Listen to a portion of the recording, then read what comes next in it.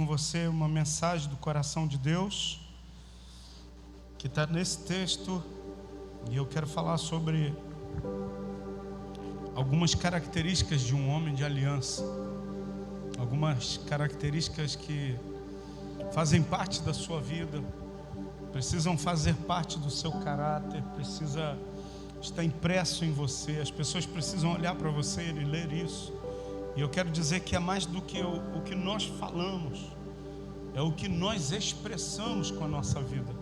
A gente vive dias de muitos discursos, e eu quero dizer que nós vamos além do discurso. Nós vamos com a prática de vida, com a nossa vida manifestar aquilo que Jesus fez por nós na cruz do Calvário. E eu quero dividir com você, quero pedir desculpa pelo meu cansaço, a minha voz, quando eu vou ficando muito cansado, a minha voz vai sumindo. E a gente está essa semana toda aí numa bateria exaustiva. Ontem eu consegui dormir um pouco mais. Hoje eu ainda não vou conseguir dormir direito, porque o ar-condicionado ele ainda não conseguiu instalar na casa. Instalou, deu problema, foi hoje, deu mais problema ainda. E a gente está desde segunda-feira sem lugar para dormir direito. Hoje eu vou ter uma cama para dormir, mas eu não vou ter um quarto com a temperatura adequada para isso.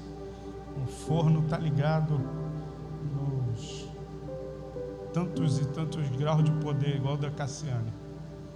Mas eu estou aqui, o rapaz saiu de lá de casa quase agora, só deu tempo de eu tomar um banho. Acho que está dando problema o microfone aí. Só deu tempo de eu tomar um banho, botar roupa e chegar aqui já em cima do laço para a gente estar junto. E eu quero dizer que no próximo mês o nosso culto vai ter mais homens ainda do que a gente tem hoje. Estou extremamente feliz em ver você aqui. Quem nos visita, pastor ali que está ao lado do pastor Mauro, seja muito bem-vindo, muito bem-vindo. É um prazer recebê-lo aqui em nome de Jesus.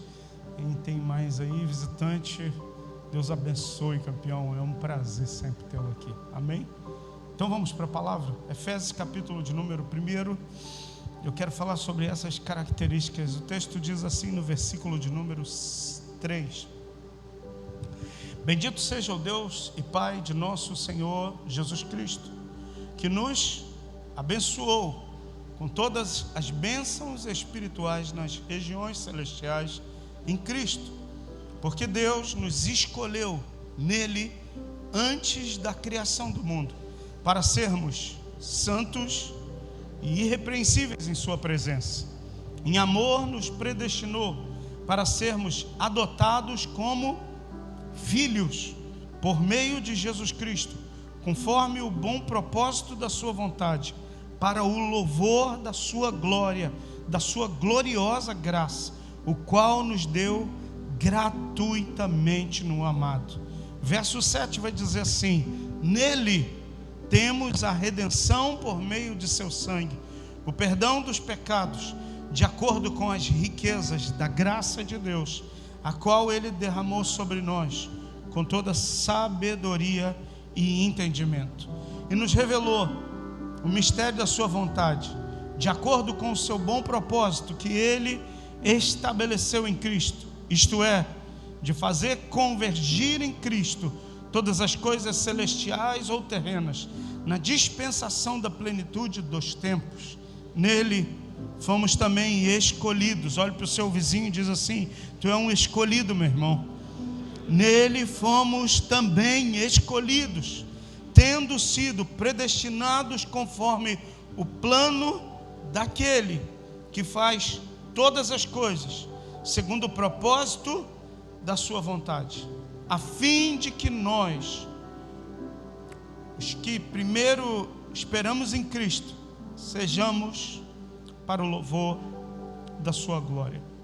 Quando vocês ouvirem e crerem na palavra da verdade, o evangelho que os salvou, vocês serão selados. Vocês foram selados, em Cristo, com o Espírito Santo da promessa, que é a garantia da nossa herança, até a redenção daquele que pertence a Deus, para o louvor da sua glória. Eu quero traçar algumas características de uma pessoa, de um homem que vive de fato em aliança com Deus. Viver aliança com Deus não é um jargão. Viver aliança com Deus não é a gente viver com uma camiseta, apesar da gente ter camisetas aí que nos identificam com servos da aliança, camiseta agora do Congresso dos Jovens que passou. Mas eu queria traçar dentro desse texto aqui, e eu não quero me ater à parte teológica do texto, falar sobre predestinação, somos ou não somos predestinados. Isso é um assunto que dá pano para manga, a gente fala, não chega a lugar nenhum. A ideia não é essa, a gente não é falar de teologia, mas a gente falar de princípios que vão nortear a nossa vida. E eu queria começar dizendo que Paulo escreve para essa igreja em Éfeso, e ele diz assim, primeiras frases aqui do verso de número 3, ele vai dizer: bendito seja o Deus e Pai de nosso Senhor Jesus Cristo, que nos abençoou. A primeira coisa que eu quero que você entenda, querido, nós não estamos aqui para ser abençoados. Eu não venho à igreja para ser abençoado. Eu vou lá para receber uma bênção. Ou talvez você convide alguém e diga assim: vamos lá no culto de homens para você vai ser abençoado. Escuta, nós estamos aqui porque somos abençoados. É diferente o sentido da coisa. Por que eu estou aqui? Porque eu sou abençoado. E eu quero dizer para você que todo homem que tem uma aliança com Deus, ele vive sempre debaixo da bênção de Deus.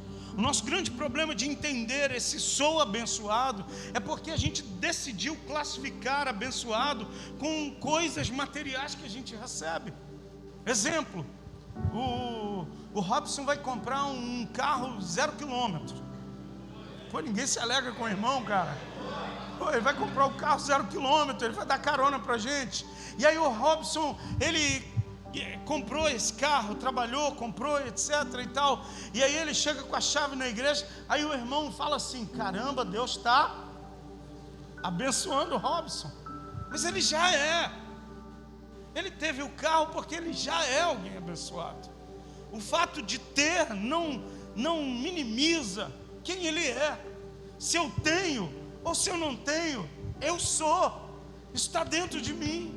Isso quem colocou foi Ele. Você entende isso? E a primeira coisa que eu queria que a gente deixasse, sabe, isso muito bem gravado aqui, porque senão a gente entra lá no texto de Salmo, se não me engano, o Salmo de número 70, o salmista estava bem chateado da vida, e ele começa a dizer: aqueles prosperaram, aqueles outros tiveram isso, aqueles outros tiveram aquilo.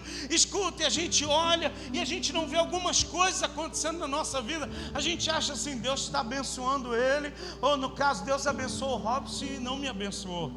Não, a primeira característica de um homem que vive em aliança com Deus: você já é um homem abençoado pelo Senhor. Eu posso ouvir um amém dos homens que são abençoados por Deus? Escuta, quando a situação... Pastor, por que o senhor está falando isso? Porque como homens a gente tem preocupações.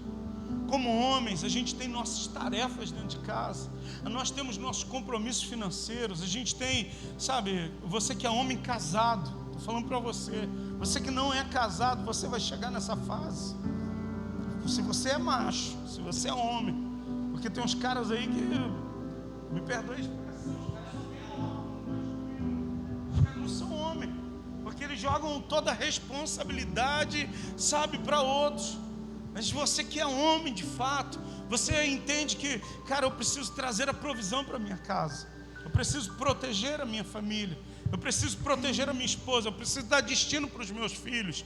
Escuta, nesse caminho, às vezes a gente sente a ausência de algumas coisas, a gente sente falta de outros, a gente sente a escassez, a gente sente a pressão do tempo presente, e a gente, sabe, sem a gente perceber, nós somos bombardeados de todos os lados para nos fazer pensar que nós não somos, Sérgio, alguém abençoado. Ou será que só eu penso assim? Eu acho que eu sou o único estranho aqui. Porque nas pressões que eu já vivi, irmão, já teve momentos que eu falei assim: cara, eu sou um fracasso. Eu virei para minha esposa e falei: eu sou um fracasso, Cristiane. Eu não consigo te dar isso aqui. Por mais que eu me esforce, por mais que eu, sabe, por mais que eu tenha que fazer tudo que eu faço, eu não consigo te dar isso. Ela falou: não, meu amor, você não é um fracasso. Você é uma bênção na minha vida. Escuta, mas talvez tenha homens que não tem uma esposa que, sabe, te segure na mão e fala assim: não, tu não é um fracasso, tu é uma bênção. Eu quero dizer para você, como seu pastor, quero dizer para você, sabe, como alguém que subiu aqui nesse altar para ministrar uma palavra ao teu coração, você é alguém abençoado por Deus, meu irmão, e não é por aquilo que você adquire, de coisas que você tem, mas é pelo que Jesus fez por você, lá na cruz do Calvário, Ele te abençoou, e o texto vai continuar e diz assim, que nos abençoou com todas as bênçãos espirituais nas regiões celestiais em Cristo Jesus. A segunda coisa que eu quero dividir com você está no verso 4, que diz assim: porque Deus nos escolheu. Em primeiro lugar, você é um homem que vive uma aliança com Deus, você é alguém abençoado. Em segundo lugar, você é escolhido por Deus. Escuta, Deus escolheu a mim e a você. Quando algumas situações se levantam para querer me abater, eu lembro, eu sou um escolhido de Deus. Deus me escolheu. Deus me chamou para fazer isso. Deus me escolheu para estar aqui.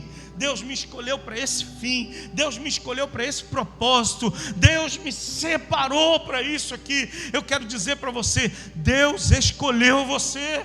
Número 1, você é alguém que tem a bênção de Deus. Número 2, você é um homem que vive uma aliança com Deus. Você é um escolhido de Deus. Em terceiro lugar, o verso 4 diz assim: porque Deus nos escolheu nele antes da criação do mundo. Mas essa escolha de Deus, essa eleição de Deus tem uma finalidade. Pastor, qual é a finalidade? O finalzinho do verso 4 vai falar de duas coisas: santos e irrepreensíveis.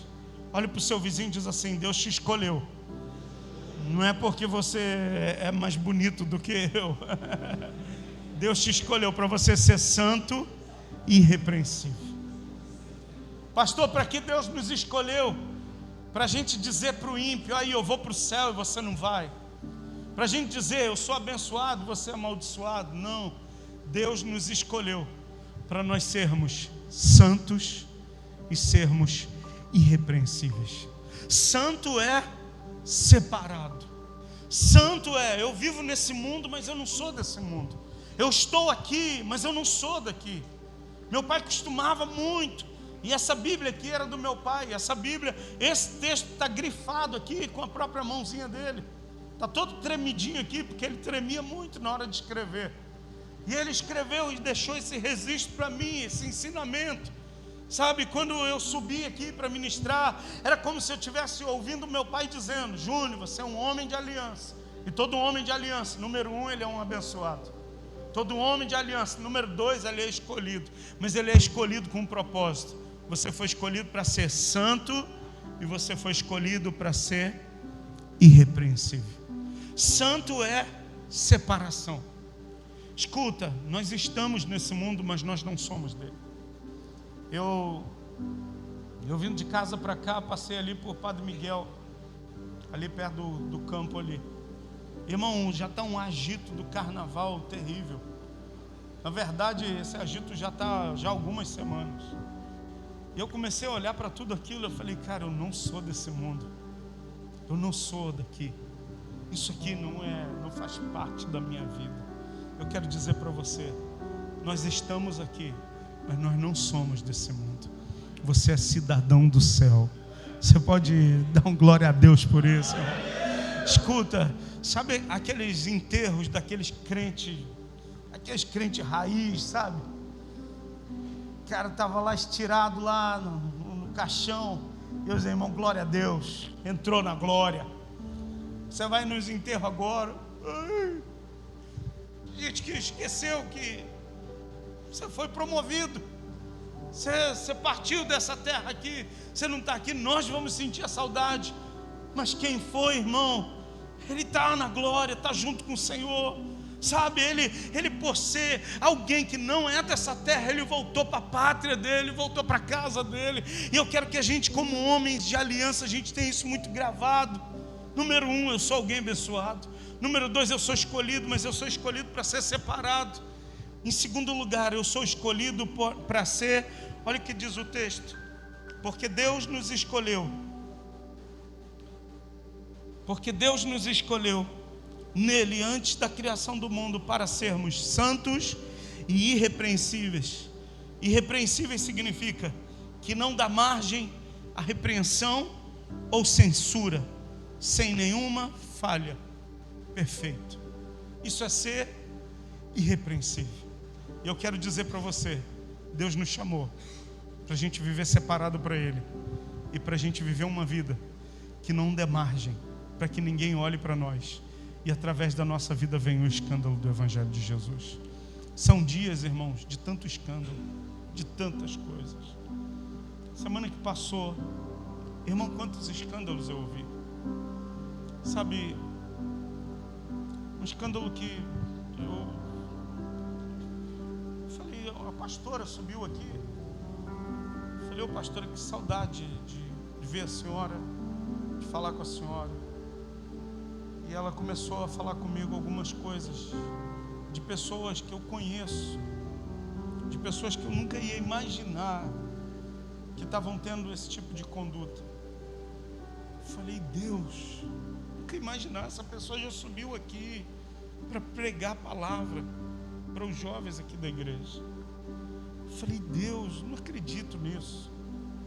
Escuta, Deus nos escolheu para a gente ser separado para Ele, e para a gente viver uma vida irrepreensível, uma vida que não dá margem para repreensão ou censura.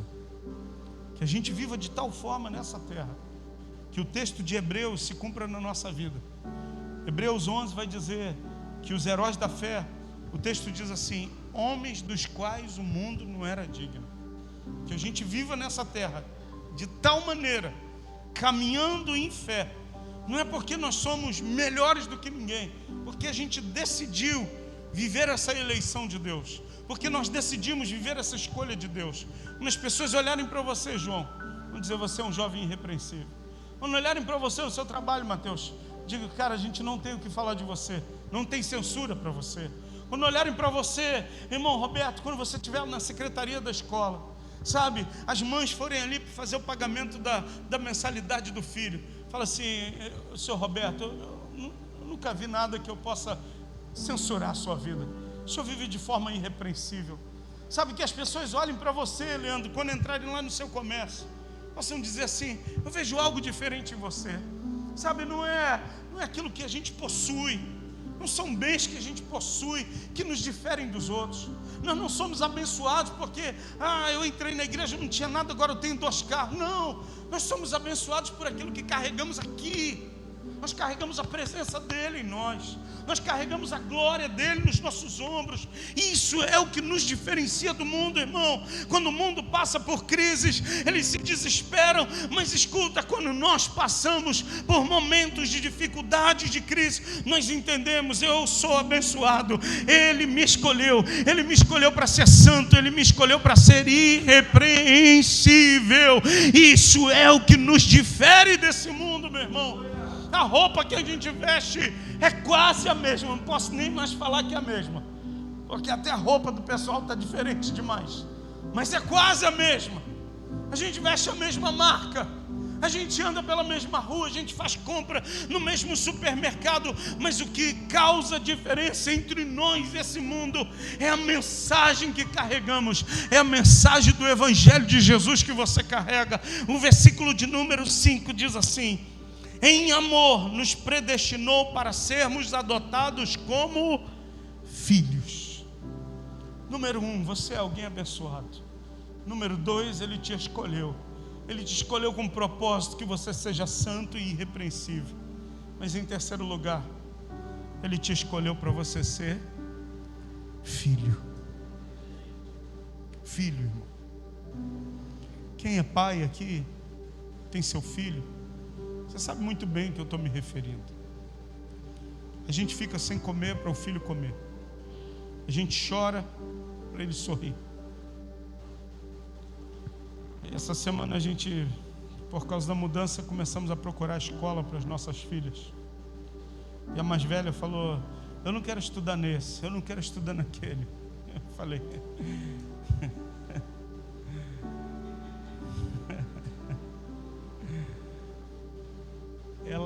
a gente chora para ela sorrir.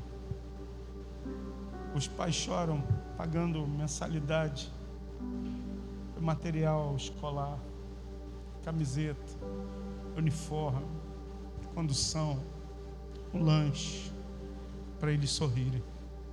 E quando o texto está dizendo que Deus nos escolheu como filho, é porque Ele já chorou quando Ele entregou o único filho dele na cruz para nos fazer sorrir. Porque Ele entregou, Ele deu. Porque Deus amou o mundo de tal maneira que deu a maior entrega, uma manifestação de amor. Ele deu o único filho para que eu e você tenhamos vida eterna nele. E eu quero que você saia daqui como homem com essa palavra. Sabe, muito simples, mas que você não esqueça. Quando Satanás vier tentando tirar, sabe, a alegria da salvação do seu coração, dizendo: você não tem isso, você está sentindo falta disso, você não consegue isso. Não, eu sou um homem abençoado por Deus. Escuta, quando essa chave virou para mim, quando eu entendi que nele eu tenho, o texto vai dizer no versículo 7, nele temos. Irmão, essas duas palavras para mim, alguns anos atrás fizeram tanto sentido, porque não é a minha força, não é o meu intelecto, não é o quanto eu produzo, não é o quanto eu me esforço, não, é nele eu tenho. Então o que eu preciso é estar nele, o que você precisa é viver uma vida nele completamente. Mas para você viver essa vida nele, você precisa abandonar a sua. Para você viver essa vida nele, você precisa renunciar à sua própria vida. Para você viver essa vida nele, Cadu, você vai precisar todos os dias tomar a sua cruz e seguir Jesus. Para você, Felipe, viver essa vida nele, porque o texto vai dizer, Paulo escreve assim, nele temos. Para você nele ter, você vai ter que deixar o Felipe, sabe? Isso aqui é do Felipe, eu tenho que renunciar isso, para que nele eu tenha. Será que a gente está disposto nessa noite, Davi? Será que a gente está disponível nessa noite, Marlon, para dizer assim, eu vou viver nele, eu vou andar nele, eu vou respirar aquilo que ele tem para a minha vida, porque eu já sou alguém abençoado, porque ele me escolheu para ser santo, irrepreensível, e porque eu sou filho dele.